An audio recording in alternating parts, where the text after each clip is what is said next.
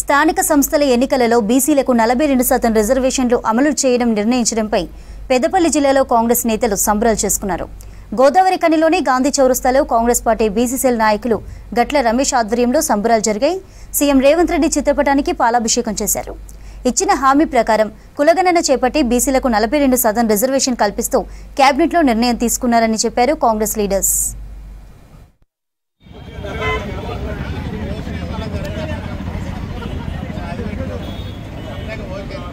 తెలంగాణలో 42% బీసీలకు రిజర్వేషన్లు ఇవ్వడానికి ప్రభుత్వం ఆ రోజు అసెంబ్లీలో తీర్మానం చేసి పార్లమెంట్ రాష్ట్రపతికి పంపడం జరిగింది.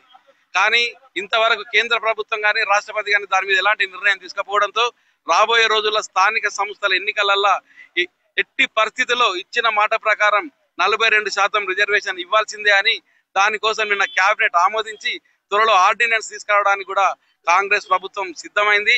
ఈ విషయాన్ని ఒక బీసీ బిడ్డలుగా ఈ తెలంగాణ ప్రాంత వాసులుగా కాంగ్రెస్ కార్యకర్తలుగా అందరం స్వాగతిస్తూ కేబినెట్ నిర్ణయానికి మరియు ముఖ్యమంత్రి గారికి ప్రత్యేక ధన్యవాదాలు తెలియజేస్తూ ఈ రోజు ఇక్కడ సెలబ్రేషన్ చేసుకోవడం జరుగుతుంది.